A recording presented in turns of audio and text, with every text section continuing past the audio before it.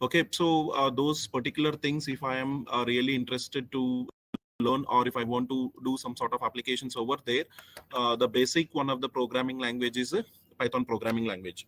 So keeping this particular point in mind, in today's session, what exactly we are going to talk about is some of the basic terminologies, or some of the concepts where with this we can try to build our applications, right? So let me begin with a very first question, that is nothing but what may be the reason why we have to go with Python programming language, or what may be the reason. And one of the, I mean, we have a number of reasons why we have to go to Python programming. And instead of discussing everything in the beginning, what I'll do is I'll go into the topic and I'll say, because of this particular reason, maybe Python programming language really plays a vital role. Okay, so keeping all those things into mind, the very first important question, again, which I throw on my participants is, what may be the reason why the name Python programming language has been given to the programming language. Okay, so the founder, Van Rossum, is very much fond of watching some sort of web series, and his one of the famous web series is nothing but Monty's Flying Circus. Okay, so from this particular Monty's Flying Circus, he has simply picked that particular word, that is nothing but called as Python. And whatever the programming language that he has been started developing, so for that particular programming language, he has been he has been named the programming language to Python programming language. Now, immediately another question raises over here. That is nothing but there are other words like Monty, Python, flying, circus. All these words are available, but still, what may be the reason why only the Python has been taken from that particular case? Okay, so we will discuss that in detail. The thing is, another important question that I say is, what may be the reason, or why the Python has been playing a very vital role nowadays, is now suppose yes, hello, yeah, okay. So one of the very basic question is like, suppose example, if I ask a basic question, that is nothing but if I want to add two numbers, or if I say that just write a particular program for adding two numbers, then if I talk about some other programming languages like C, C++, Java, the minimum lines of the code, okay, the minimum lines of the code are somewhere 5 to 7. So whereas if I begin with this particular Python programming language, it is only single line. Okay, so this is one of the reason why Python has become so popular. And another thing that we can even say is, here we can conclude saying is like, yeah, because of the reason, what was the reason? The reason is lines of code is getting reduced. Okay, so this is one of the reason, right? Lines of code can be reduced with the help of Python programming language. Now the question comes is how. We will discuss that in detail. Okay, so this is one of the reason, because of lines of code is getting reduced, the Python has become so popular. Now another question is, what are the different companies, or what is the trend of Python programming language nowadays in the market? Okay, so almost all the companies like Spotify, NASA, YouTube, Google, they started using Python programming language in their development. Okay, maybe NASA has started with some other platform, but nowadays what exactly had happened is, everyone have started concentrating with the help of what to call it as the Python programming language. They have taken this particular Python programming language into consideration, and okay, and because of that particular reason, Python has become so popular, right? Almost all the companies, whatever the companies that are available in the market right now, everyone have started utilizing. So this is also one of the most, it means that it is clear that with the help of, maybe with the help of this particular programming language, definitely there is some occupancy in almost all the companies, right? Another important question that raises over here is, what can I do with Python programming language, or what type of applications I can try to build with the help of Python programming language? Okay, so as usually, like if I talk about other programming language, like I can try to build some sort of web development things, like I can try to develop a web page, I can try to do some sort of scientific and numerical calculations, I can try to develop my own software, some sort of business applications can be developed, or there may be chances that I can try to do some sort of data science projects and all this stuff. Okay, so all these things can be done with the help of Python programming language. Now what is so special, right? Even when I can say that I can try to develop almost all those applications with other programming language, now why only the Python, or what may be the reason that Python was becoming so popular? So in this particular concern, I already said you that for developing any product, the lines of code is really playing the vital role. So that is one of the reason, right? And another reasons are, suppose example, if I want to develop some sort of application, right? So in Python, there is a specific module called as GUI based application, right? I can try to build any GUI application with the help of a module called as a TK inter. Okay, so almost like any, suppose example, if I want to develop a game, then there is a module called as Pygame. Or there may be chances that I am interested in developing a web page where I need to have some sort of backend storage, all the stuff. So in that particular case, then there is a module called as Django. Okay, natural language processing, if I want to deal, then NLTK is available. Some sort of visualization, matplot library is available. Some sort of numerical calculations, scientific calculations, then NumPy is available. In this particular way, almost all whatever the applications that we have seen previous, almost for every application there is specific, what to call it, as module. So with this particular module, I can try to develop my application, plus I can try to reduce the lines of the code. Okay, so that is one of the major advantage why the Python has started, or why the Python has become so popular in the market, right? So the main advantage is nothing but there are n number of modules are available. So because of this particular modules, Python has become popular. Okay, so this is about a little bit introductory part about what to call it as Python programming language and all the stuff. Now coming to another point, that is nothing but suppose example, like other programming language, how we can try to build the code. Okay, so developing the code is also very important, right? So I can try to develop the code, I mean I can try to build Python code with a different type of tools. Okay, as we know that there are n number of tools that are available in the market.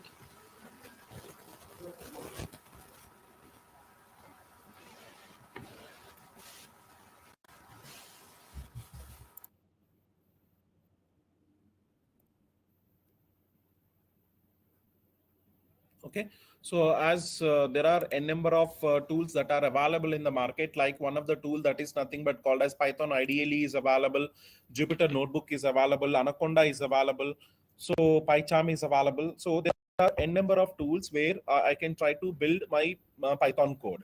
Now another question immediately raises is why this many tools should be there, or why I can't use only particular tool and all the stuff.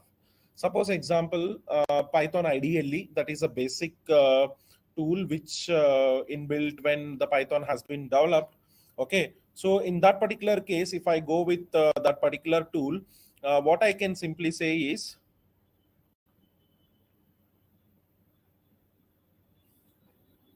okay, so with the Python IDLE, I have to write the entire code. Okay, so whatever the code that I'm interested, I have to write the entire code. And once I write the code, I have to test that particular code. Okay, so that is with the Python IDLE, right? Suppose example, let's say suppose I have 10 lines of code. It means that I have to write all the 10 lines of the code. Then I have to test that particular code, right? Write the code, then test the code. Now, in this particular case, there is another option in Python programming language, that is nothing but what to call it as a Jupyter Notebook.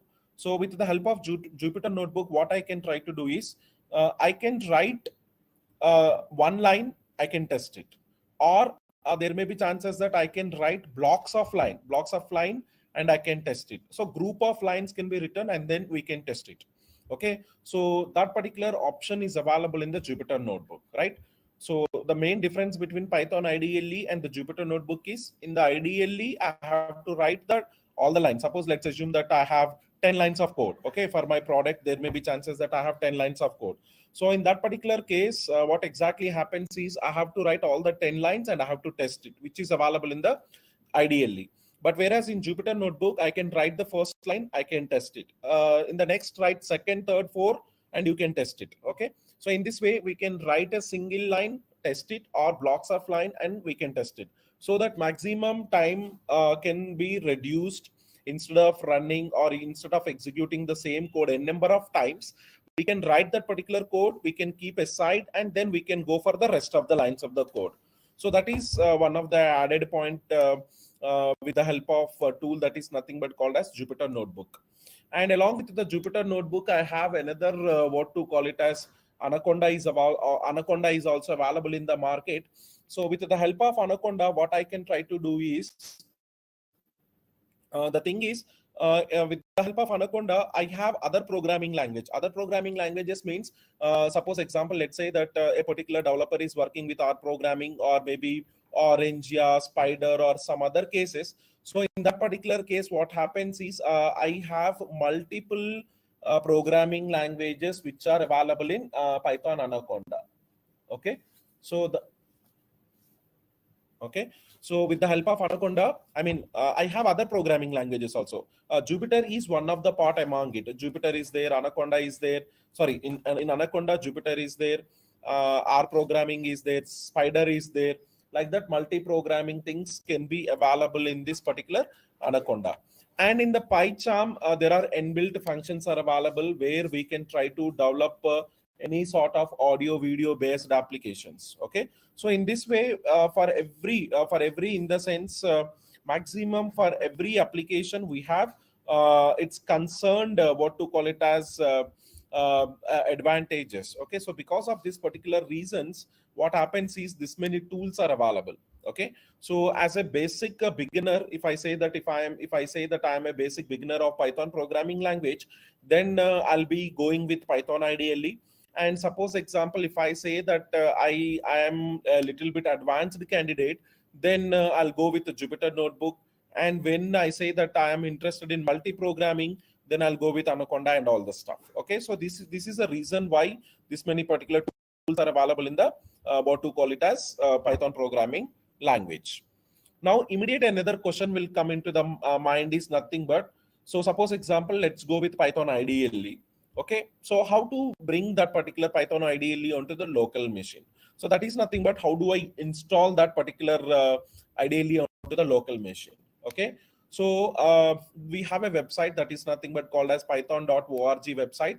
Under that, there is an option called as downloads. Okay, so python.org website, under that there is an option called as downloads. So from this particular downloads, you just click on that particular downloads and you can see there are n number of requirements. Like suppose example, we can say Windows, Mac, Linux, all type of platforms are available. So what you can try to do is you can go to your required setup in the sense. So suppose example, let me show directly that. Okay, because now I came to know that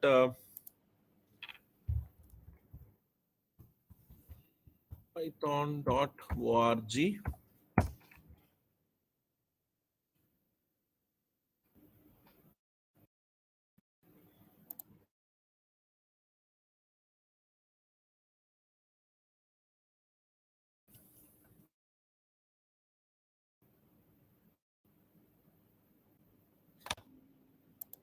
Yeah, is it visible? Yeah, fine. So in this particular Python org, we can see that there is an option called as downloads, and under downloads, in my case, I'm using Windows. Okay, so what happens is I'll just redirect to the Windows. I'll just click on the Windows, and once I click on the Windows, you can see that that number of releases that are available. So right now in the market, we have a release that is nothing but called as Python 3.11 release is available in the market. So you can just click on that particular release, or even you can go to the older versions, like you can see here. Okay, stable releases are there. Python 3.10 is available, 3.11 is there, 3.10. Like this, if you go on, scroll down, you can see almost all the versions that are available in the market right now. So what you can try to do is you can just choose the installer. Make sure that your system requirements, like whether your system is 32-bit or 64-bit, you just go through that particular system requirement, and you make sure that you are choosing the proper bit version, and you can click on the download. Suppose example, you say that I just want to go with 3.10, sorry, 3.11.0. So I'm just thinking to download this 3.11.0, but unfortunately you can see here cannot be used on Windows 7 or earlier. So this particular option you have to see. It means that I can go with Windows 10 and above, but it says that Windows 7 is not setable. Even this version 3.7 cannot be used on Windows XP or earlier. Like this, you just go through those particular requirements and you can try to download it. Okay, now let's take this particular release, that is the 3.11.1. So I'm simply clicking on 64-bit installer because this is my system requirement. So I'm clicking on that, and you can see here in the down. Okay, you can see in the left corner down, python.exe has been what to call it as successfully downloading. Okay, and the default location was downloads. So you can see in my downloads folder, okay, you can see here Python 3.11 this has been successfully what to call it as downloaded. So once you download it, you click on this particular python.exe file, and you start installing that particular Python on the local system.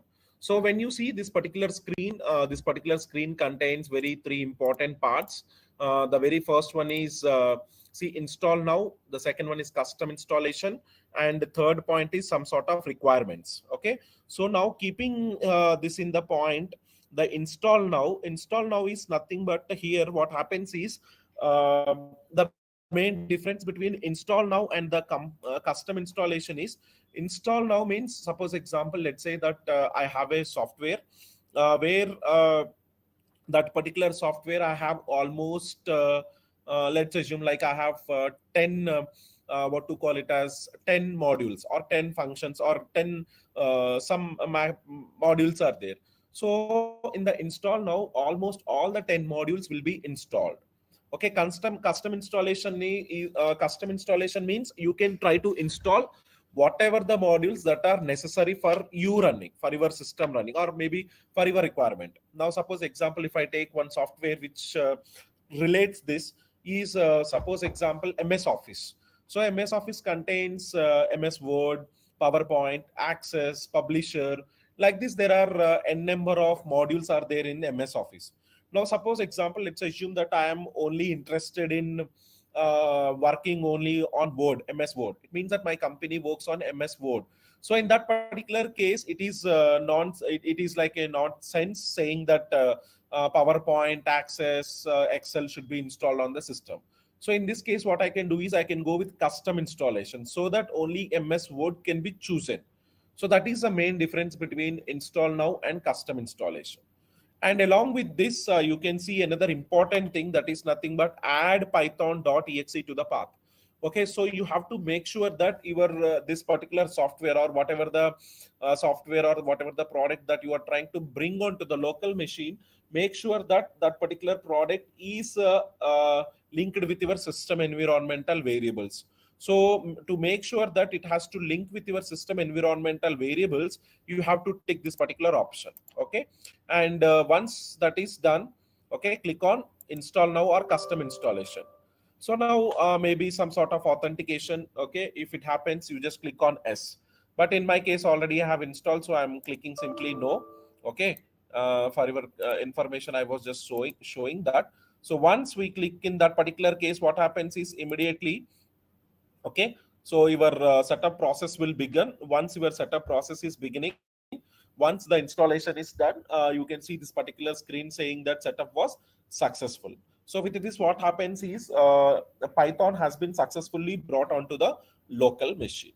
Okay, so the very first step is nothing but you have to go to python.org website, and under that particular website, you make sure that you go with the proper system requirements. So in my case, it is Windows, so I have gone to downloads, Windows, and in the Windows we can see the latest versions that are available. So you can go with the version whatever you are interested. Once you go with the version, you can see installer file.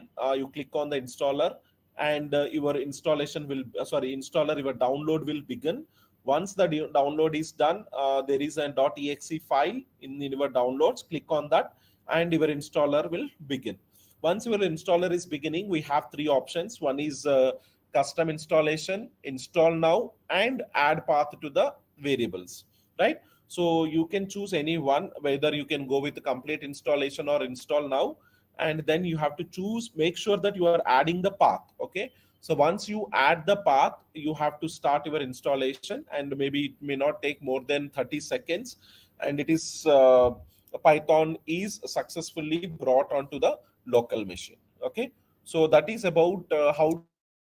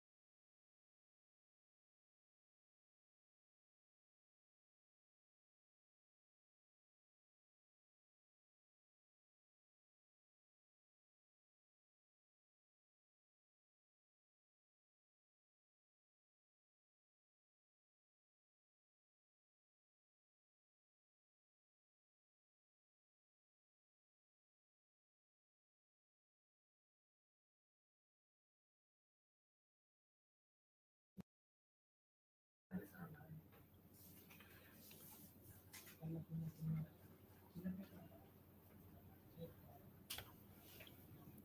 Yeah, hello. Am I audible?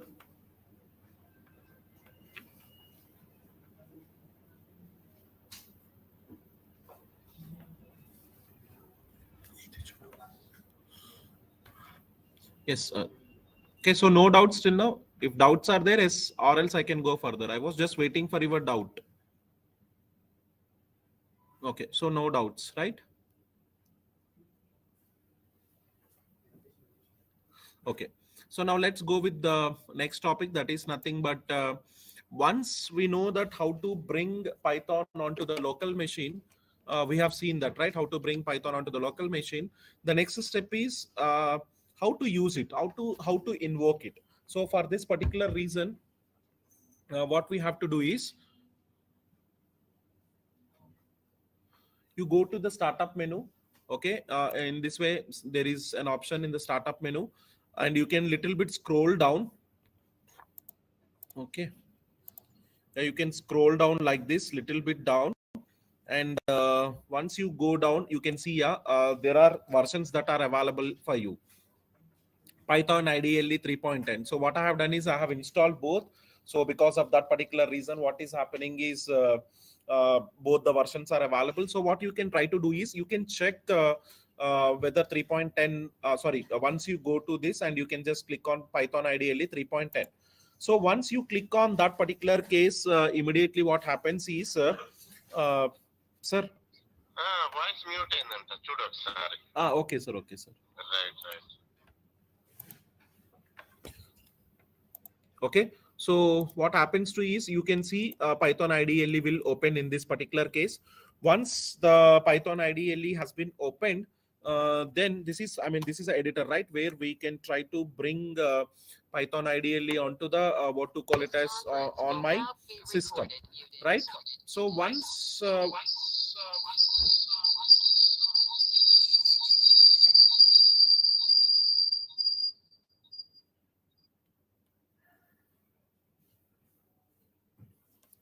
okay, so now here we can go with file, new. Okay, just go with file, new, Now editor will open, right? So once we go with the Python IDLE, what happens immediately? Editor will open. So with this editor, I can try to start writing any type of Python code, right? So for this particular reason, let's begin with our first code.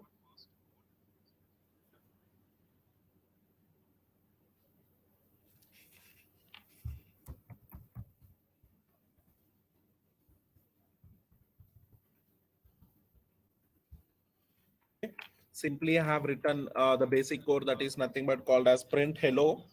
Okay. So once I write this print hello, the next step is nothing but I have to test this particular code. Okay. So for testing this particular code,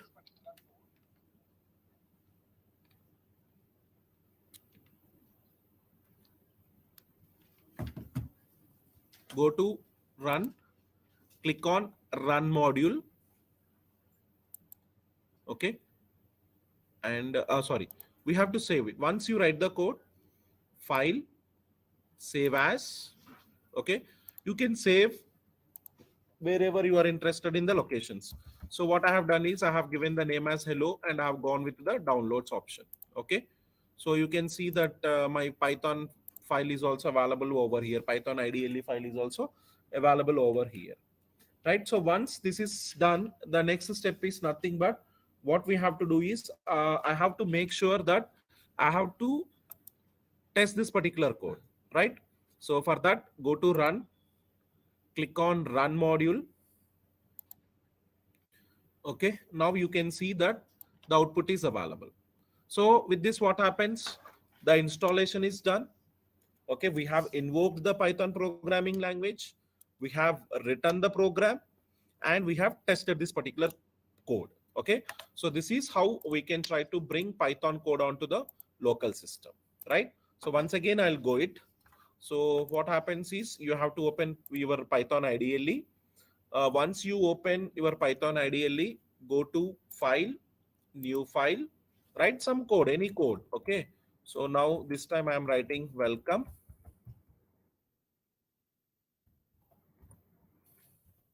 Okay.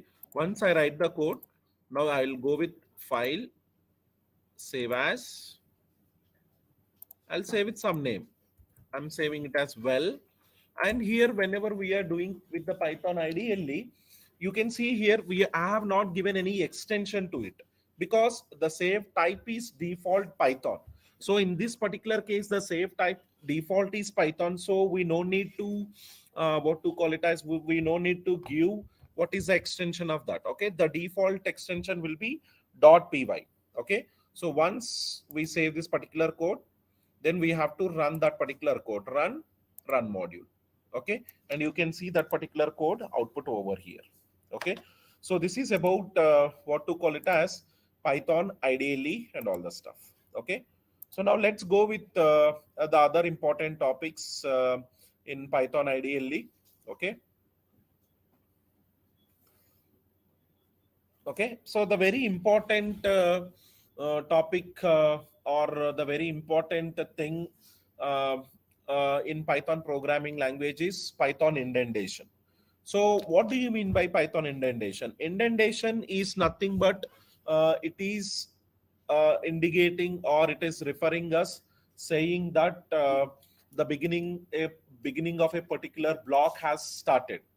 Okay, so a particular Python code contain blocks. See, there are n number of lines. Okay, n number of statements are available.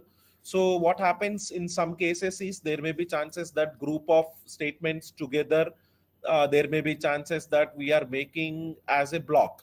So keeping this particular point into mind, there may be chances that I want to divide the entire code into block. So how can I do and all the stuff? Okay, so simply for identifying or indicating a particular block of code, Python indentation plays a vital role. Okay, so Python indentation can be represented with the help of space. So how do I give space? So space can be taken from the keyboard with the help of two things. One is with the help of spacebar, and the second one is with the help of tab.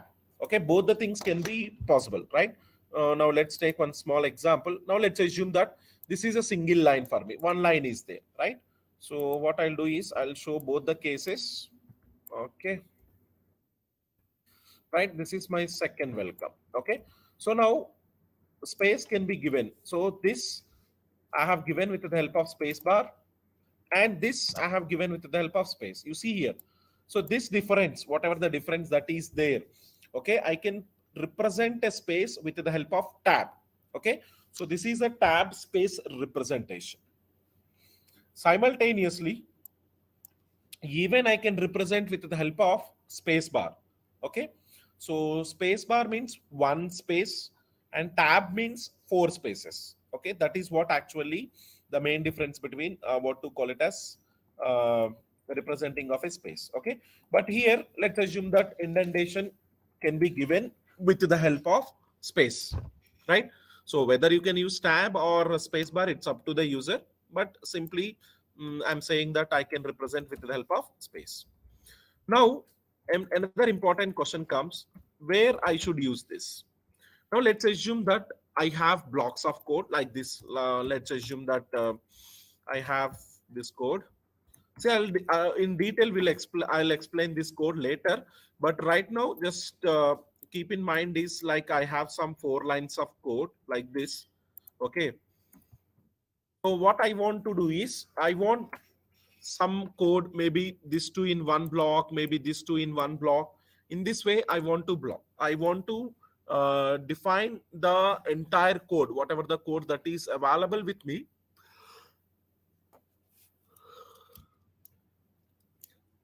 I want to define the entire code in the form of some blocks. Okay. So block representation, or where I can begin indentation. So indentation will begin whenever there is a conditional statement in the code, or simply I can say that blocks can begin, or I can start a block whenever there is some conditional statement in it. So till that, suppose example in this case, hello 1 is a non-conditional statement. It means that a regular statement. Hello 2 is a regular statement. If, so it is a condition. Conditional statements we have if, for, while. There are many conditional statements, but according to me, if is a conditional statement, right? So now if this is a conditional statement, it means that from here to some x, that is nothing but another block, and previously it was another block. Okay, so indentation will begin whenever there is some conditional block. So indentation can be represented with the help of space bar. So where can I give the space? So my block is beginning here, so it doesn't mean that here I have to give the space. So whenever there is a conditional statement, the next statement should be indented. That is what actually the point. Okay, so block identifying block can be done with the help of some conditional statement. So whenever there is conditional statement, the next immediate statement, whatever the statement it is, either it can be a conditional statement, sometimes it can be a conditional statement also. So whatever the statement it is, the next immediate statement should be indented. That is what actually the logic. Okay, so in this way I have to represent the space. Okay, so there are other rules also. Now I will define like this. So this is a single block. If condition is there, space has been given to me. So the output of this code is nothing but hello 3, right? So now there are some rules. A particular code, suppose example, there may be chances that in a particular code, it is not mandatory that we have only one block. There may be chances like that. We can have 2 blocks like this. If 5 is greater than 2, this may be a 1 block. And if 55 is greater than 22, this also can be another block. There may be chances, right? This is also a block and that is also a block. 2 blocks are there. Now, whatever it is, see conditional statement, immediately indentation is beginning, right? So now here, whatever the space that we have used for the first statement or in one block, it is not mandatory that we have to use in the same block. We can use in this way. Okay, we can use like this. Okay, here in this block, one space we have used. In this also one space I have used. So output is nothing but 3 and 33. Now even I can give more than one tab like this. I don't have any objection. Okay. So hello 3 and hello 33. Okay. Only thing is it is not necessary. See, not necessary means what? Not necessary. So whatever the first block, whatever the space that you are using in the first block, it is not mandatory that you have to use for the rest or rest of the blocks. Okay. So this is one condition. And another conditions is, I do have another condition.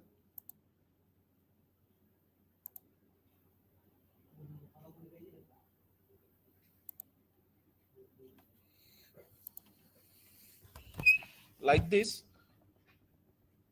in a particular code, in a particular block, there may be, I may have more than one line in a particular block. Okay. So this is the first line. So this is the second line.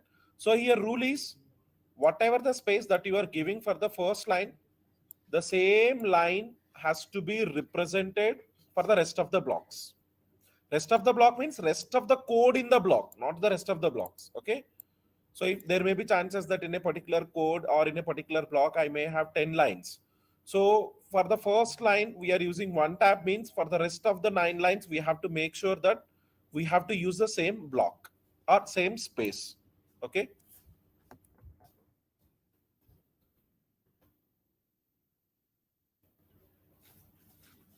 Hello 3, hello 4, and hello 33.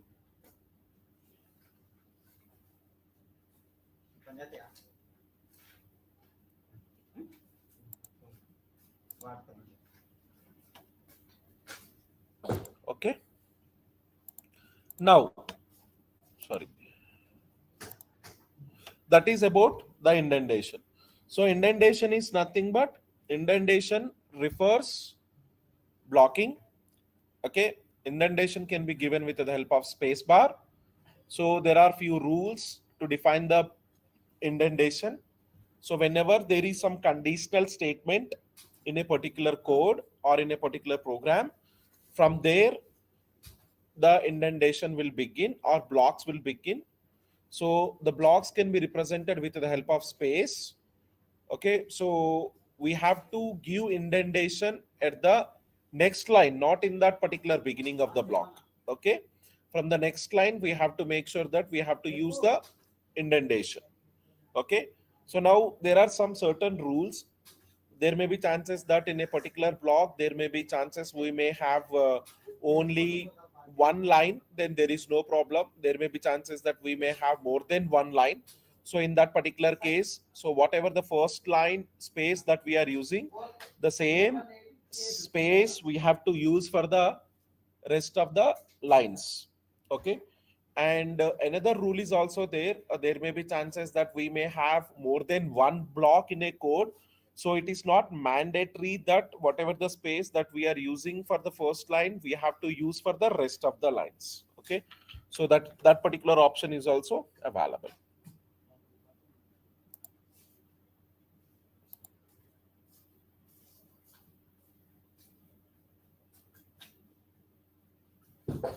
So if I don't use indentation, means definitely my system will throw error saying that there is some indented block is missing. So that is also one of the advantage with Python programming language.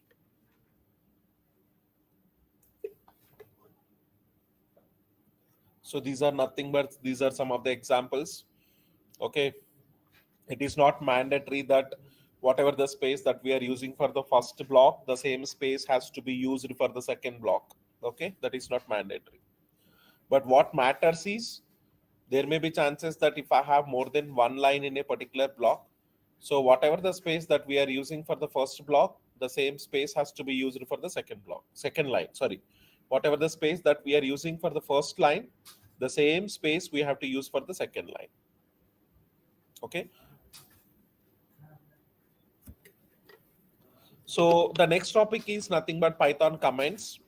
Okay. So Python comments are used for giving explanation to the code. Okay. So Python comments Again, I'll go directly.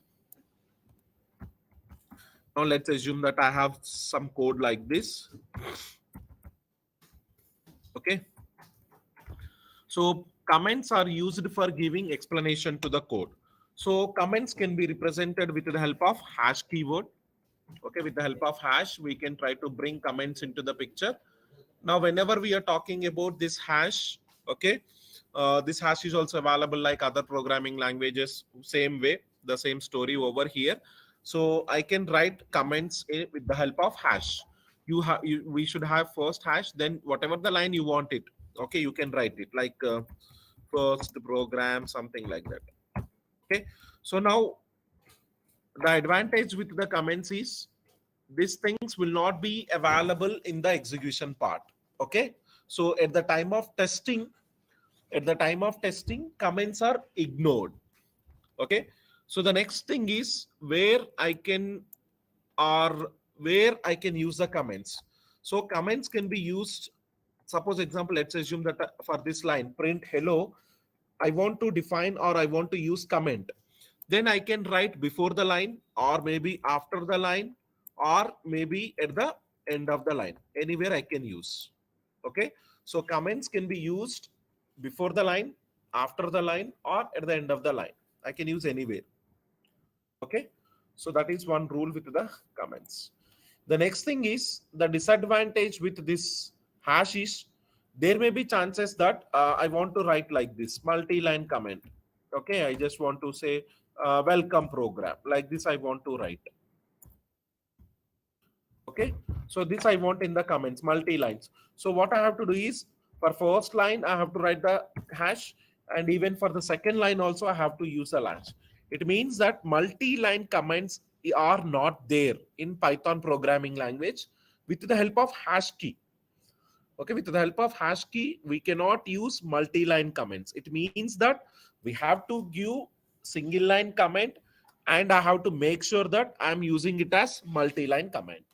Okay, so if suppose there may be chances that I want to use multi-line comments. So for representing multi-line comments, we have double quotes. Okay, double quotes are available, but the thing is triple double quotes in the beginning and triple double quotes in the ending of the lines. Okay, I have to use triple double quotes in the beginning or triple double quotes in the end of the line. So then what happens is I can try to bring multi-line comments. And another option is also there, that is nothing but single triple quotes in the beginning, single triple quotes at the ending. Okay, so with the help of hash, we don't have multi-line comments, but multi-line comments can be brought into the picture with the help of double or single quote. But either it is double or single quote, we have to use triple times. Triple, double or single quotes can be represented so that we can try to bring multi-line comments into the picture. So this is about the comments. The next thing is Python variables. Now, whenever we are talking about a variable, I remind some best example that is nothing but tea, coffee, sugar jars, which are available at my home. Okay, so what we can say, suppose example, if I want to store coffee powder. Okay, so what happens? I need to have a bowl, and in that particular bowl, I'll store what to call it as my coffee powder. Okay, so that particular bowl is nothing but it is a storage point. So I simply call it as a container. So variables are nothing but containers. Okay, so what are containers means? Containers are used for storing something. So what can I store? It's up to the user. Whatever he want to store, he can store. But it depends upon what you are trying to store. Suppose example, if you are trying to store coffee powder, then it is coffee powder container. If you are storing sugar, sugar container, tea, tea container, like this. It depends on what you are trying to store. Okay, so Python variables are nothing but containers, which help of variables we can try to store something into them. Okay, Now, what I can store, I already said you, right? Suppose example, let's assume that, let me take one example here. I have a variable called as X. I'll make little bit bigger.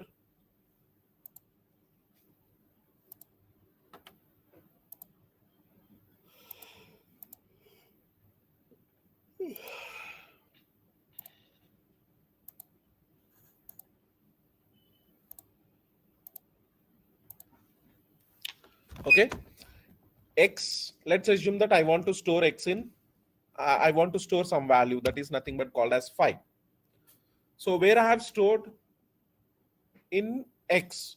Now here, X is a variable or X is a container, 5 is a value. Okay. So 5 is stored in X, right? So for that particular reason only, we are calling X as a variable. Okay. So now what is a, suppose example in other programming language, let's assume like this. I want to store, so I want to add two numbers. So what I'll do, X is equal to Y is equal to 10, something like that I'll do. But before saying this, now maybe C or C++, I have to initialize it. Int X is equal to 5. Int Y is equal to 10. Like this way, I have to define it. But in Python programming language, I don't want to define the data type. Okay. So what happens is other programming language, before assigning the value itself or before creating the variable itself, I want to assign the data type for it. Okay. But whereas in Python programming language, it is not there. So it depends upon its value. Once the value is assigned to the variable, then the data type of the variable is defined. Okay, that is what the speciality of Python programming language. We no need to declare in the beginning. Suppose there may be chances that I want to add two positive numbers. Okay, or I want to add some decimal numbers. Okay, in the beginning. But there may be chances that later on I want to change my mind and I want to take one number as a float point number. So what happens? In the beginning, I have defined both the variables as integer. So now what I have to do, I have to go back to the code and I have to what to call it as change in the code. Okay. So because the reason over here is in the beginning itself, we are defining what the data type of the variable is. So to keep all these things into the mind, what we can try to do is, instead of defining in the beginning, once the value is assigned to the variable, the data type is automatically defined. We no need to define anything. The data type itself will define by automatically. Okay. So that is about what to call it as the Python variable, right?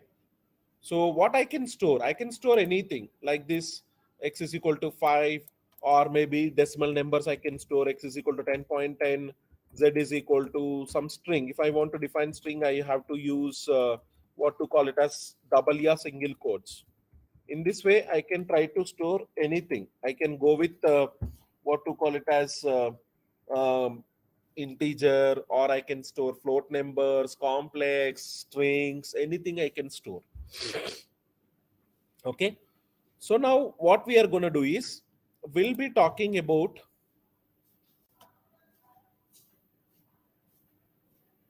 okay, we'll discuss about, we will not talk about this value. We'll discuss about these values later, but we'll try to discuss about this variable, the name of the variable. I call it as the name of the variable.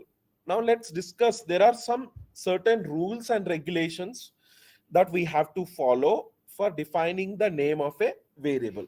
Okay. So if I want to define the name of the variable, let's assume like this.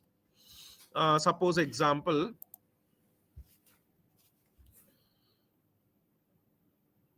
now let's assume that age. Okay.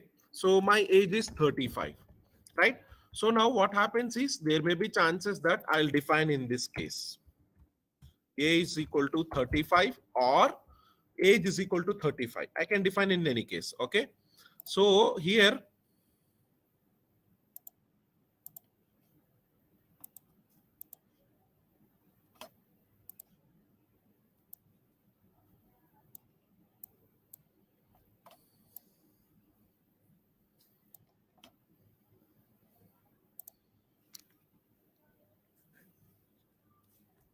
Okay.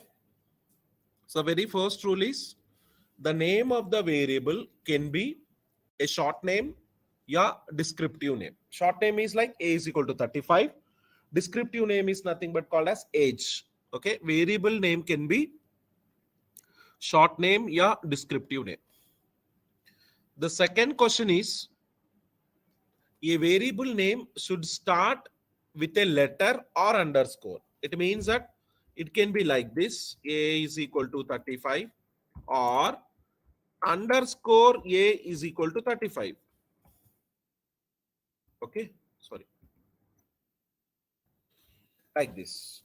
Okay, so mandatory, it has to begin with a letter, that's it, or it has to begin with underscore age is equal to 35, like this. This is the second rule.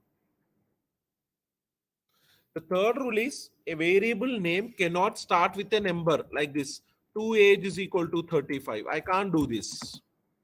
1 age is equal to 35. I can't do this. This is not possible.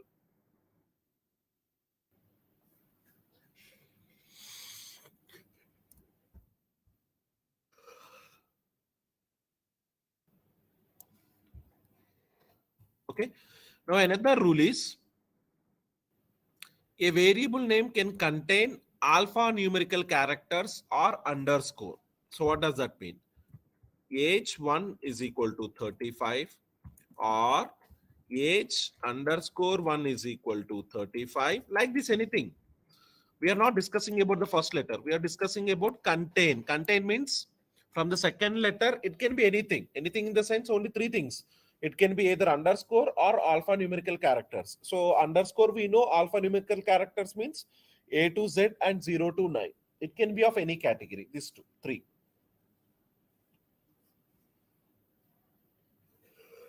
Okay. So a variable name can contain alphanumerical characters or underscore. And another rule is also there, that is nothing but a variable name is a case sensitive. What do you mean by case sensitive? Small a is equal to 35 or capital A is equal to 35 or age is equal to 35 or capital AGE is equal to 35. All these are different. Small a is different than capital A. Okay. So these are nothing but these are the some of the rules for defining the variable. So the first rule is nothing but a variable name can be a short name, yeah, descriptive name. The second rule is a variable name should start with a letter or underscore. The third rule is nothing but a variable name cannot have a number. A variable name can contain alphanumerical characters or underscore. The last rule is a variable name is a case sensitive. So these are some of the rules for defining the variable. Okay. So any doubt over here, because the variable concept is very important. So please just go through that. And if any doubt is there, let me know. Okay, you can go through this slide once.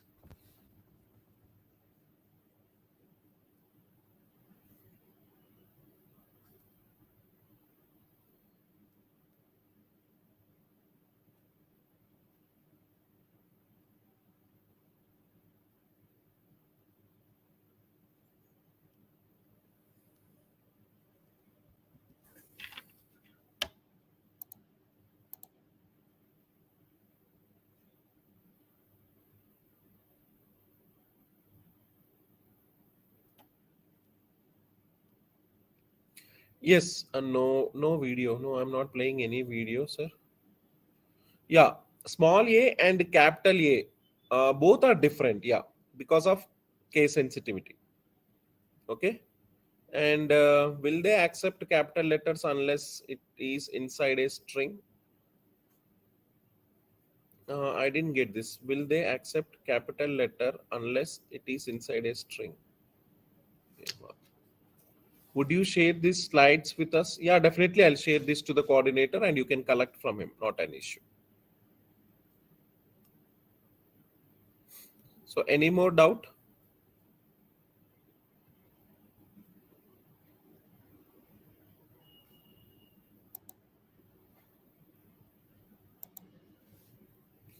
Yeah, someone raised. I'll make sure that.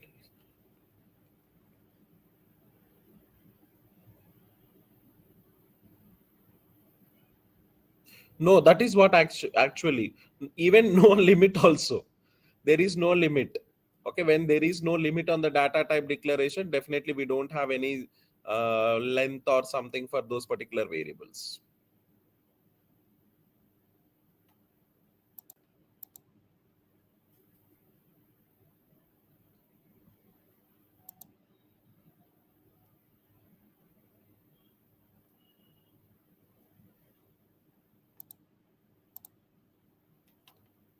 Yeah. So can we go next?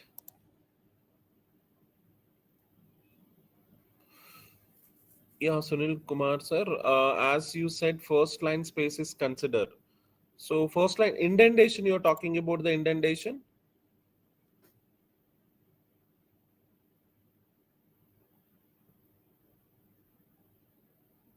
Yeah, even maybe. Sir, may I ask the question? Yes, yes, yes, yes, sir. Yes, you can. Uh, uh, as you said that first line indentation will be the ideal. Other all lines will be followed that Yes. in your top index. But I have tried on the Google Colab. It is showing the error. Now, yeah, you see here, let's assume that I have a variable a is equal to 5. Now, let's assume, okay. Now, there is another variable b is called 10. Now, I want to add a plus b, okay. And this print. Now, let's assume like this, I have code. So, in this, okay, so the output is 15. I don't have any objection over here. So, now in this, do we have what to call it as conditional statement? So unfortunately, I don't have conditional statement. Okay. Now let's assume I'll write some condition like this, print C. Okay. Now I have brought if something 5 is greater than 2. Okay. Now what I'll say is, I'll say simply say that print hello.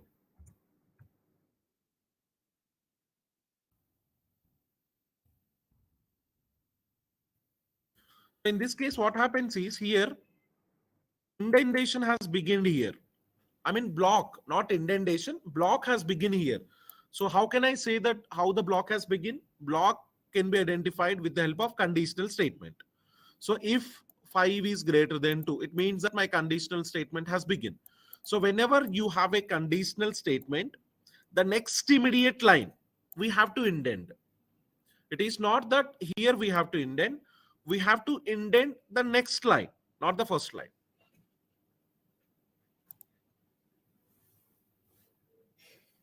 Okay. It doesn't mean that if I give any space or tab to a first line or second line, third line. That's why I'm You see asking. here, So it will you give are error. talking about this, right? Okay. Suppose I, So, yeah. right, right. So Yes. here, now this is not a conditional statement. It is a regular statement. We don't have any rules for the regular statements. We have rules for conditional statement. So whenever there is conditional statement, we are saying that blocking is begin. So how can I represent that from here there is a block? Then I have to bring the indentation into the picture. So indentation can be given only with the help of space. Now, if I give space over here, so it is not coming under some conditional statement. Okay, so no need to give anything. Now, even you take this example like this.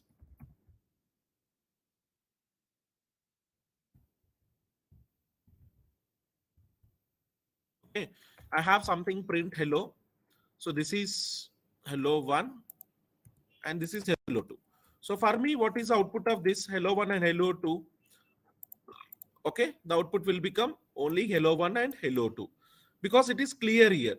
This belongs to first line and first block. This 2 belongs to the second block. Okay, So hello1 belongs to first block. If 5 is greater than 2, and print hello2 belongs to the second block. Now here conditional statement is there. And if I don't give block here, now let's assume I have not given blocking here, space here. And if I run, it will throw error saying that indent is necessary.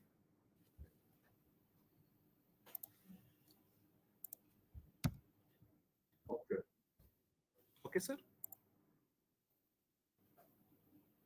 And second question, sir.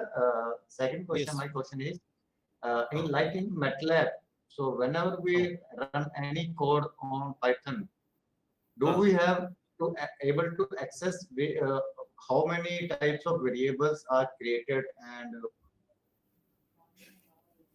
where they are stored? You want to simply check what is the structure of storage of the variables. Yeah. So definitely I'll Like in explain that MATLAB, one. we can user interface is there to see the what type of variables are created during a program, execution of program.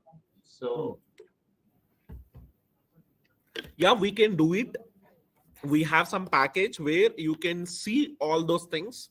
Okay, so once we go into the package, definitely I'll talk about it. Okay. okay. Fine.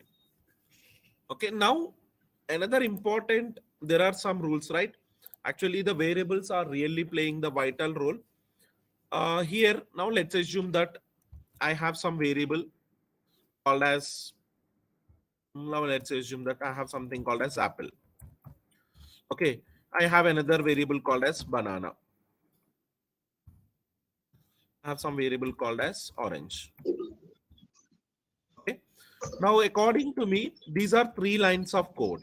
Okay, if I just want to write it, I'll write in this way. If I want to print those things, print x, maybe print y, or maybe print z.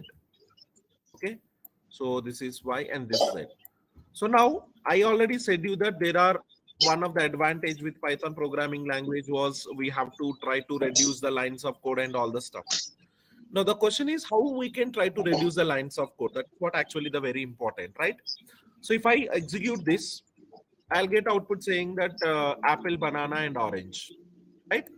So I'll again unmute you people so that I'll not have disturbance.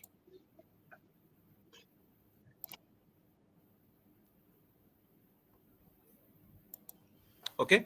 So in this case, you can see here, I'll get output saying that apple, banana, and orange. So in this code, I have almost 6 lines of code. So Python, we have another option, that is, what I can try to do is, I'll first write everything, x comma y comma z, that is equal to apple comma banana comma 3. I can write all the variable declaration in a single line. See, 3 variables, their corresponding values. Okay, only I have to make sure that the equal number of variables and equal number of values should be there. Now suppose example, if I have another variable as p, see I have 4 variables, and what happens is 3 values. So in that particular case, it will throw error saying that okay, it is not matching. So this particular thing we have to keep in mind. Okay, so in this way also we can try to reduce as many lines for declaring variables and all the stuff. Okay, and another thing is, in whatever order these values are there, x comma y comma z, the same order apple, banana, orange will be available. Okay, now another important thing, sometimes what happen, there may be chances that I will have multiple variables, but unfortunately only single value. Okay, I want to write my code in such a manner that multiple values should be there, but sorry, multiple variables should be there, but value is a single. So in this case, we can use what to call it as, in the Python, we can use, or we can declare in a single line, x is equal to y is equal to z is equal to apple. Okay, so that is about what to call it as variable concepts.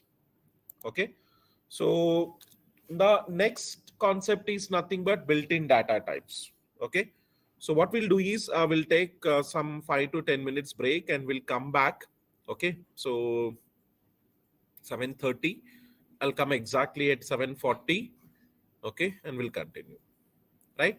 By the time, if you have any doubts, you can post me in the chat so that I can look into those things.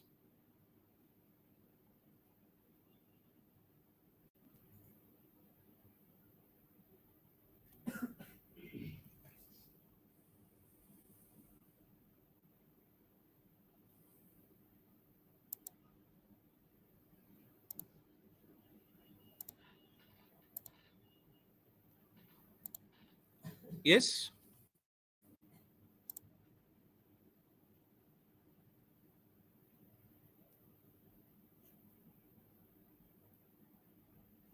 Ashok sir, how to print side by side, not in a new line. Yeah, I'll tell that also. Don't worry. I'll tell that.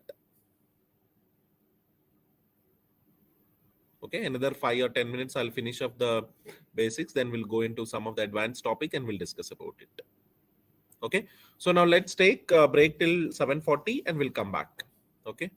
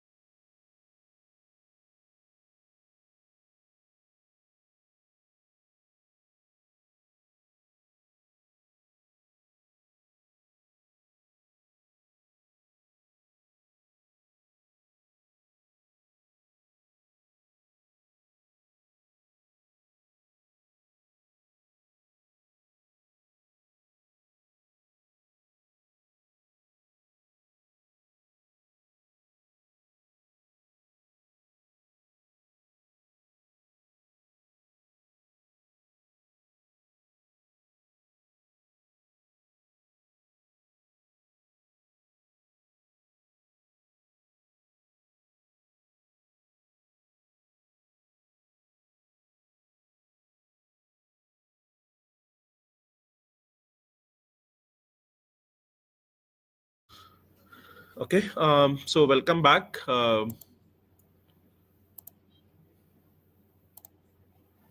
So now let's go with another important topic that is nothing but called as built-in data types. Here we have already seen in the previous class session that variables, whatever the variables that we are taking, in the beginning itself, we are not able to define the variable. Instead, what we are trying to do is once a variable is created, then the value is assigned to it. Okay. So we have to create a variable, then the value to the variable is we are trying to assign the value to the variable. So keeping this particular point in mind, uh, we should know what type of the values actually. What are the different type of the values are there? Okay. So for that, we have to bring some data types into the picture, and we simply bring the concept of built-in data types into the picture. Like other programming languages, we have some data types like text type is there, numeric type is there, boolean type is there, and binary type is there. So these are nothing but these are the different data types which are available in any other programming language. Okay. And the newly data types that are added in Python programming language are uh, sequence type, mapping type, and set type. These are the three different data types which makes unique. Suppose what we call it as in Python programming language, these three data types, sequence, mapping, and set, are making the unique from other programming languages. So here in the text type we have strings, in the numeric type we have integer, float, and complex number. In the sequence type we have something called as list, tuple, and in the mapping type we have something called as dictionary, and in the set type we have something called as set. So these are nothing but these are the built-in data types, and we will explore one by one. Now suppose example, before we start exploring, what we want to say is, if I want to know what is data type of a particular variable, then we have a function that is nothing but called as type function. So type function is available with which we can try to bring the what to call it as data type of a particular program.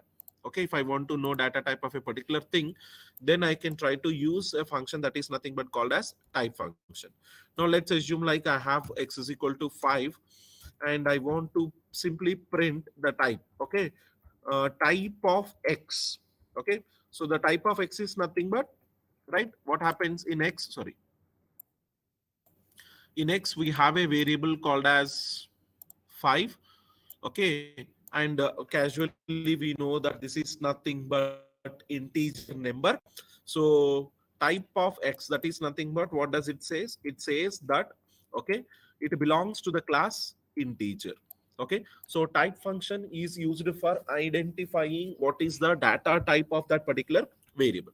Okay, so now let's discuss about this particular value. Okay, so we know that the first one was actually what we have, whatever we are discussing is the text type. So in the text type we have something called as, we call them as string type. So strings can be represented with the help of double quotes. Okay, so this is a string here, right? No, anything you want, suppose example apple, banana, anything. Okay, so this, okay, we, strings can be represented in the double quotes. Okay, so you can see the class of this, the class of string, or even you can represent with the help of single quote. Yeah, double quotes are used for representing the string type. Okay, so anything, whatever the things that are there in the single or double quotes, it belongs to, what to call it as, it belongs to the category string type. Okay, now another thing that is nothing but called as integer. So integer is, it is either a positive number or a negative number. It can be anything, positive or negative, it can be of any type, but make sure that we should not have any decimal point. So that is nothing but called as integer data type. Okay, now coming to the another data type that is nothing but called as float. Float is nothing but either it can be a positive or negative number. It can be of any number, right? It can be a positive number or either it can be a negative number. but the conditions applied over here is it should have a decimal point. Okay, so if we have a decimal point, then we simply call it as the type, we are calling it as simply uh, float point number. Okay? It's a float point number.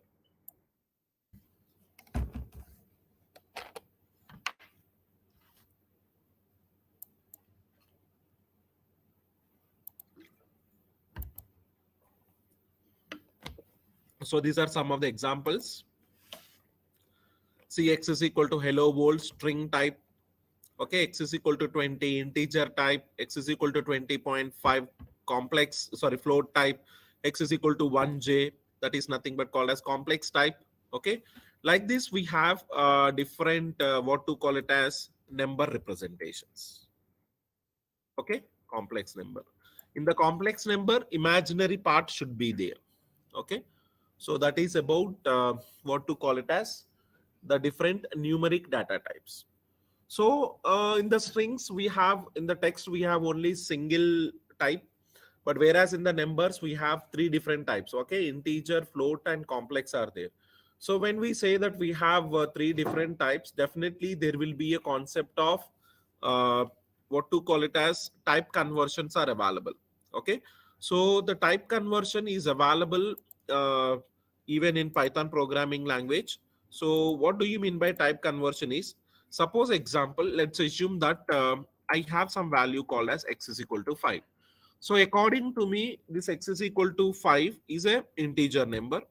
Now let's assume that I have something called as x is equal to 5.5. This is a float number, but I want it to be in the form of integer. Okay, I want it to be in the form of an integer. Then the type conversion can be written like this: x is equal to int of 5.5.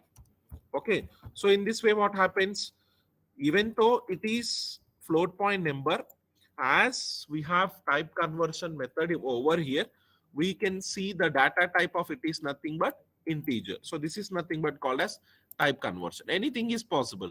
So float point number was there.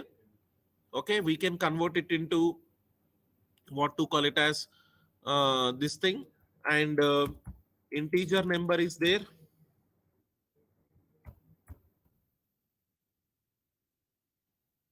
Okay,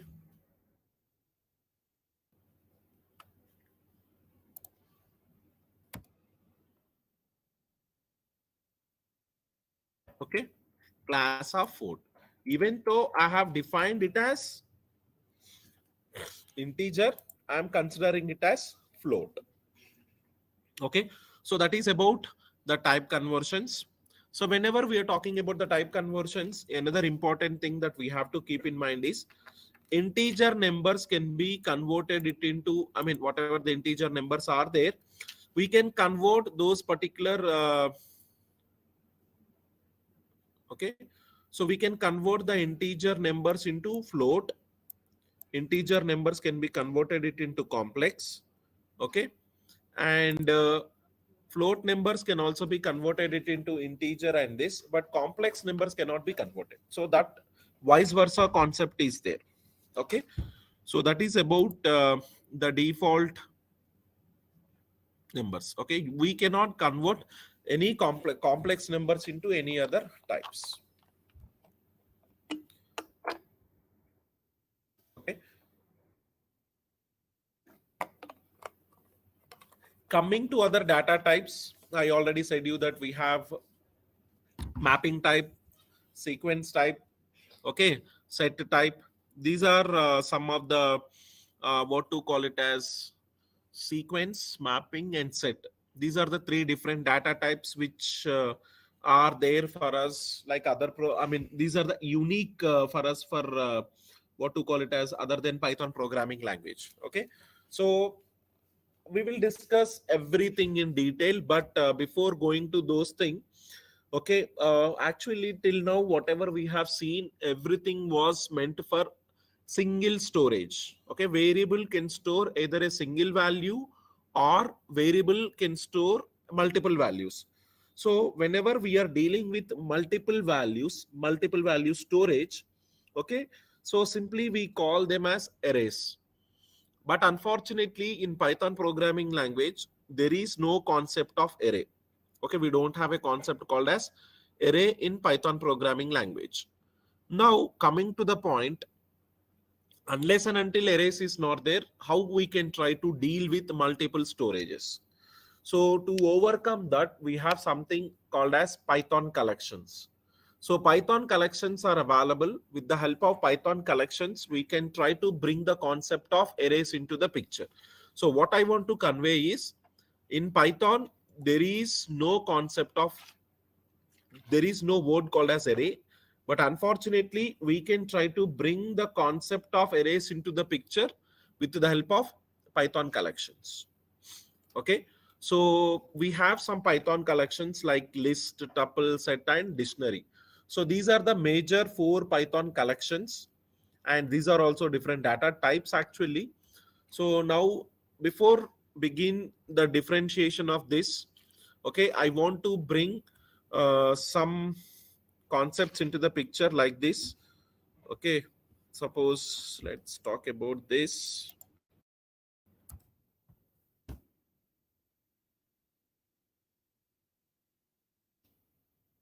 Okay, so we have these things in our hand. One is Python list, the second one is a tuple, third one is a set, and the fourth one is different dictionary. So all these mainly used for storing multiple values. This is what actually the thing is. If I want to store multiple values, then I have to bring Python collections into the picture. Okay, so the main difference between these 4 collections are, first one is representation. Actually, how do we represent these particular collections? So lists are represented with the help of square brackets. Okay, tuples are represented with the help of round brackets, whereas set and dictionaries are represented with the help of curly brackets. So this is a main difference, right? Set, list, tuple, dictionary. So list is represented with the help of square brackets, whereas tuple is represented with the help of round brackets, and the dictionaries are represented with the help of curly brackets. So this is the first difference. Okay, the next one is, we have few things called as, we have some properties, right? So we have few properties, that is, first one is ordered property, the second one is changeable property, the third one is duplicate property.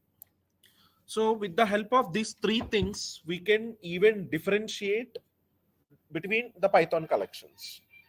So suppose example, if I talk about one thing that is nothing but Python list. Now let's talk about Python list. I think I have some message. No, there are no multiple values stored at a time. Okay. Now suppose example, if I talk about what is a list, I'll discuss about these properties later, but let me differentiate these 4 Python collections. So list are nothing but ordered property. List allows changeable. List are duplicate members.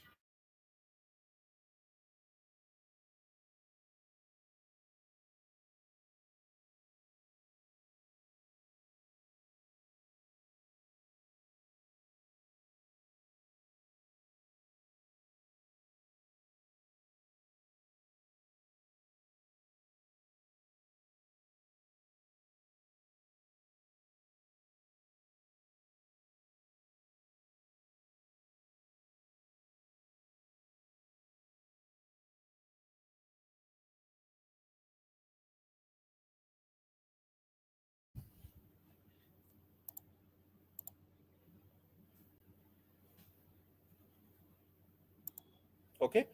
So what to call it as? So list is, list suppose ordered property, changeable property, duplicate members. Tuples are ordered property, unchangeable property, and duplicate members. So the main difference between list and tuples are changeable. Okay. Simultaneously, we have something called as set. So sets are unordered, unindexed, and no duplicate members. Coming to the dictionaries, unordered, changeable, and no duplicate members. So in this way, we can differentiate the four Python collections. Okay.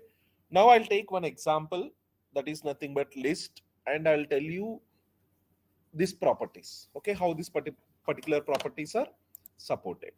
Okay. So the first Python collection, that is nothing but list. So list, as usually we know that we can try to store more than one value. So multiple values can be stored in a list. Single variable, multiple values.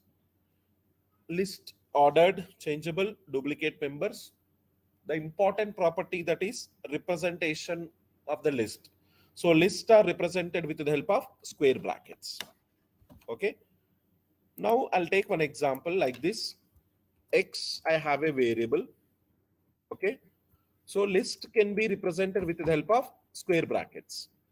Okay. Multiple values. So every value has to be separated with the comma. If it is a number, we can simply write a number. If it is a value like this string, so like this B, C,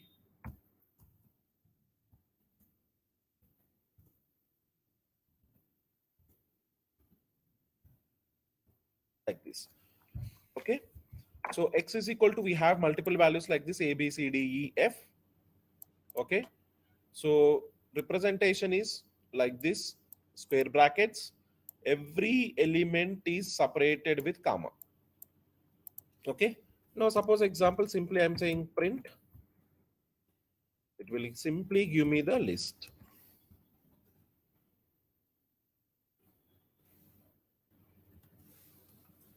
Okay. A comma B comma C comma D comma E comma F. So now here you don't think, sir, I have represented with two codes, but output is single code. Okay. So strings can be represented either with the single or double quotes. Okay. But whenever we can see, or whatever the output, in output, whenever we see strings, those are represented with the help of single quote. Don't get confused. Okay.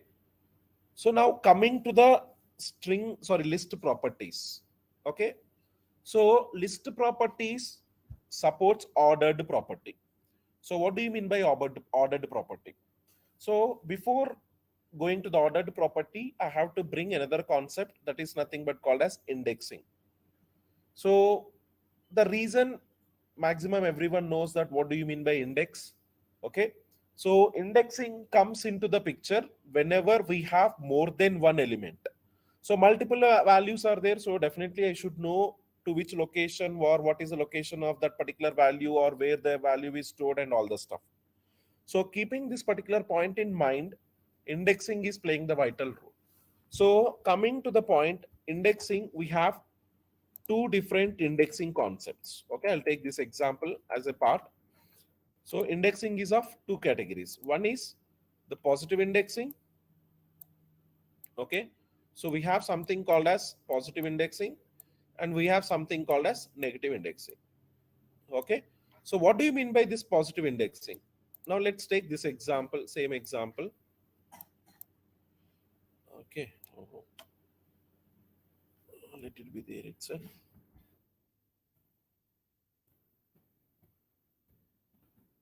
Now let me take this example and I'll talk about the positive indexing. So positive indexing will begin from starting of the element and it will go till the ending of the element. Okay, it will start from the starting and it will go from ending. Okay, ending. And the starting value will begin from 0 and so on. 0, 1, 2, 3, 4 and 5 so on. So this is about positive indexing, right? Simultaneously, there is another thing that is nothing but called as negative indexing. So negative indexing will begin from ending and it will go to the starting. So this time it is -1, -2, -3 and so on. So this is about positive indexing and negative indexing, right? So list supports What we said, list supports positive indexing as well as negative indexing, right? So now when we are talking about list, and if I want to access a particular element from a list, then what we can do, either I can go with positive indexing or negative index, anything can be used. Okay, so here, right, here I have given, I have another thing, default function called as length function. Okay, so the length of x, so what do you mean by length of x? Length of x is nothing but the total number of elements that are there in the list. So in my list, almost 1 2 3 4 5 6. Okay, so the length function will define me the total number of elements in that particular list. Okay, now simultaneously I have another function that is nothing but called as type function. So the type function is used for defining the data type of that particular function. Now coming to that particular point, now let's assume that I have a variable called as like this. I have values like this 1 comma 2 comma 3. Now let's assume I have another variable like this 1.1 comma 2.2 comma 3.3 and so on. Now what is so special? You may ask me that the same thing was available in any other programming language, right? If I go in C or Java, even I can store multiple values in this way. Now what is the so speciality that in Python programming language arrays has been replaced with some Python collections? Okay, so now if I ask you what is a data type of X, what may be the answer? Yeah, someone asked me. Hi sir, Priyadarshini. Yes ma'am. Yeah, negative indexing will begin from -1 because we don't have a concept of 0, -0. Can we join to list one consisting of string item and other number? Yeah, that is there. We'll see. Data type is list, -0 is not available. Fine. So now this is what actually the speciality of Python programming language. Right, so anyway, if I ask, some beginners will say that yeah, everything are string, so definitely the data type of X is nothing but a string. If I ask this one, the data type of Y is nothing but integer, the data type of Z is nothing but float.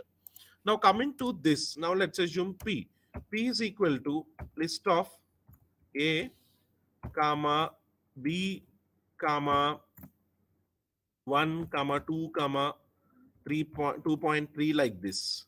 So in this case, this type of thing is not available in any other programming language. Okay, so this is what actually the specialty of Python programming language, right? So the data type of X, data type of Y, data type of Z, and data type of P, I can't define it. But in Python programming language, I can say that irrespective of the values, whatever the values that are there, I'm not bothered about it. I am bothered about only what is the representation that we are used. So we have used square bracket. So what happens? The square bracket representation, simply we call it as list.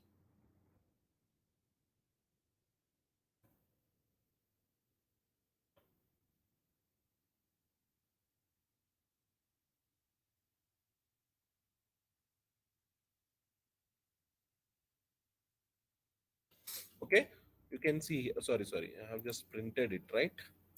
I want type function.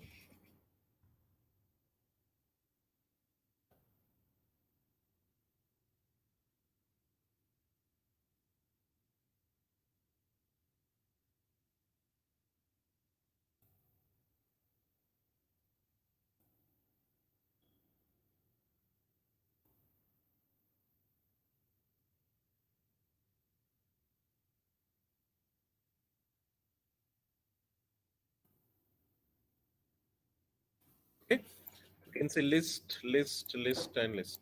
We are not bothered about what the values inside. This particular thing is not available in any other programming language, irrespective of what the type of the values. Okay, we can bring multiple data type values in a single variable, which is not available in any other programming language. Because what maybe the reason is, in other programming language, if I want to define what I have to do, in the beginning itself, I have to define what is the data type of it.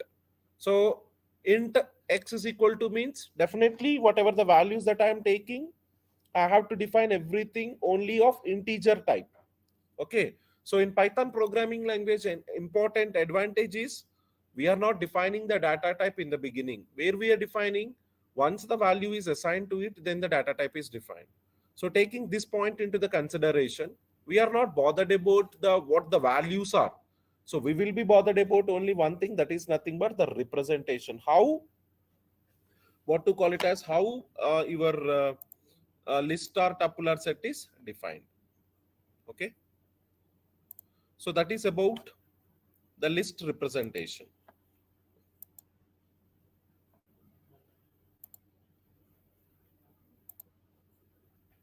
Okay.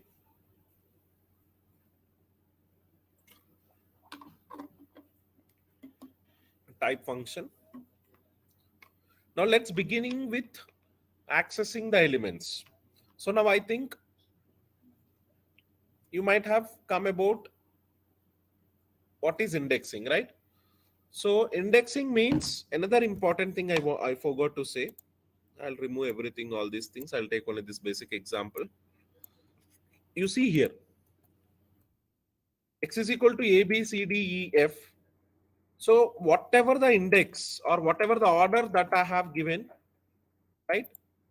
Whatever the order, irrespective of this thing, whatever the order that elements are there, in the same order I am getting it. So keeping this point in mind, list, we simply say that it follows the ordered property. Whereas tuple also follows the ordered property, right? If I go with round brackets are used for representing what to call it as um, tuples, right?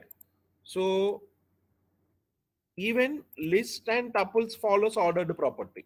So whatever the order that I have given, the same order I am getting. But when it comes to set, okay, sets can be represented with the help of square brackets, curly brackets, sorry. So if I give the curly brackets over here, you can see here F5. Okay, I'll reschedule it. F5.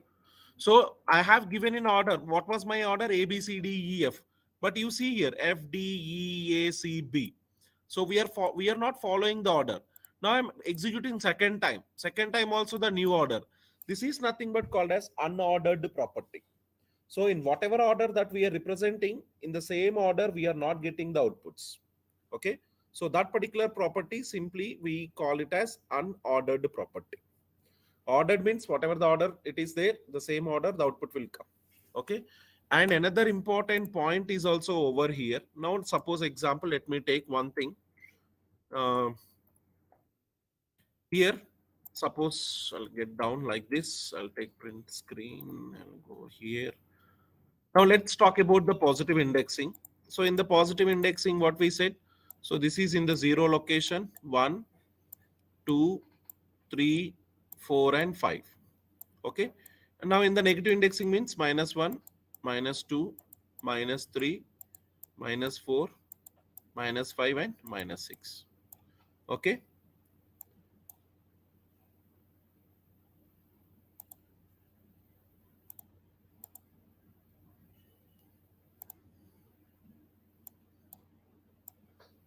Okay.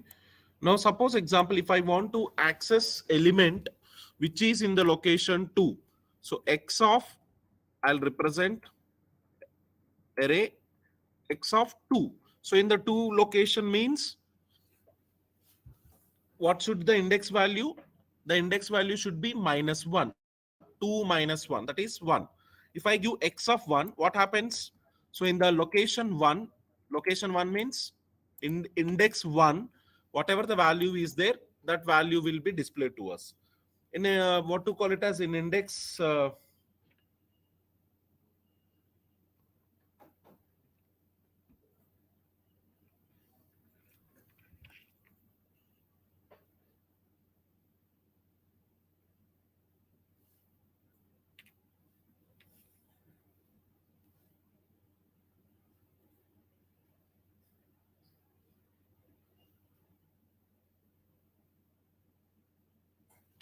Okay,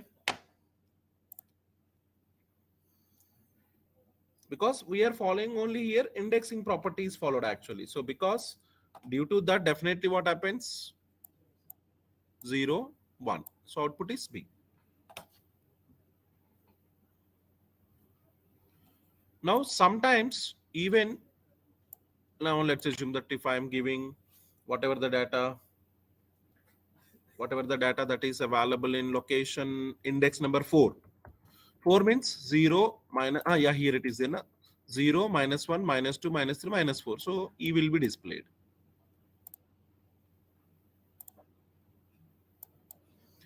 Simultaneously, I can even bring in the negative form. Negative form means, suppose example, if I say minus 4. Minus 4 means minus 1, minus 2, minus 3, minus 4. So C will be displayed. Okay. So we have both the cases. We have positive indexing and negative indexing. Both the things are there.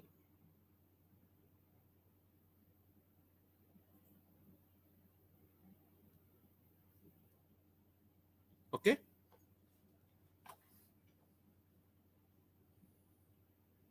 Yeah, that's what, why the elements are printing in means because of that particular property. The property of the set is nothing but unordered. See, indexing is nothing but we have space for the elements. Okay, ordered and unordered. In ordered, what is happening?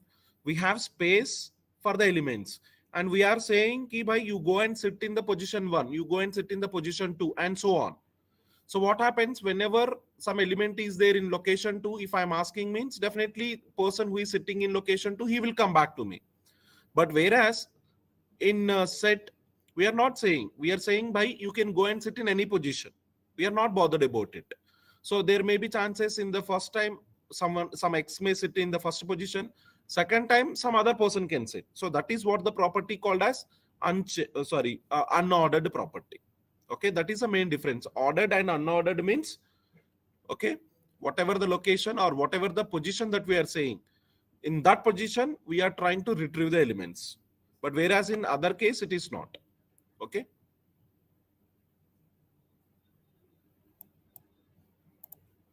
right? So positive indexing we have seen, and even we have seen the negative indexing.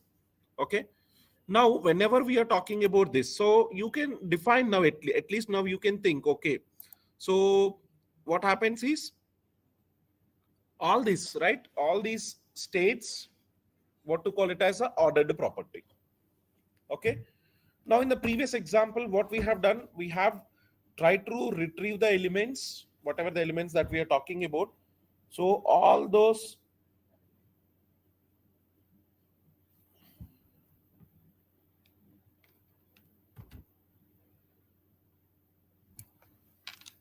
Venkat,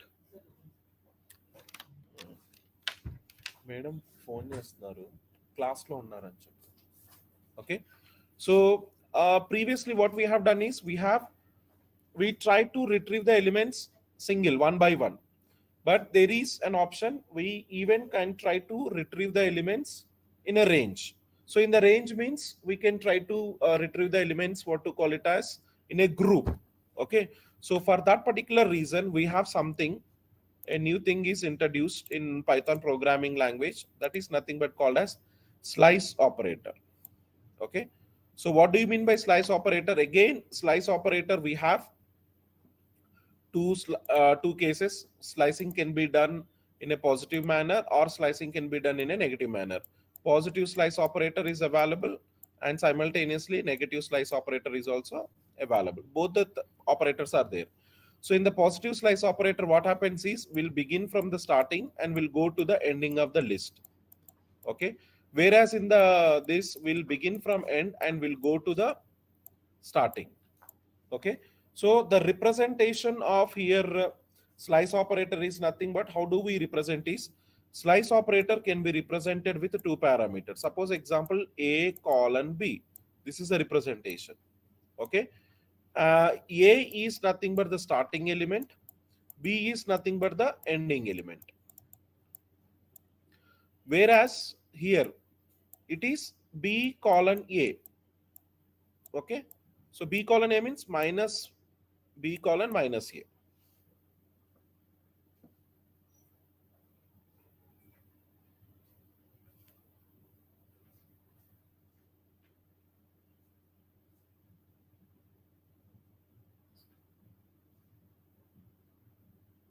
Yeah, is my screen is visible?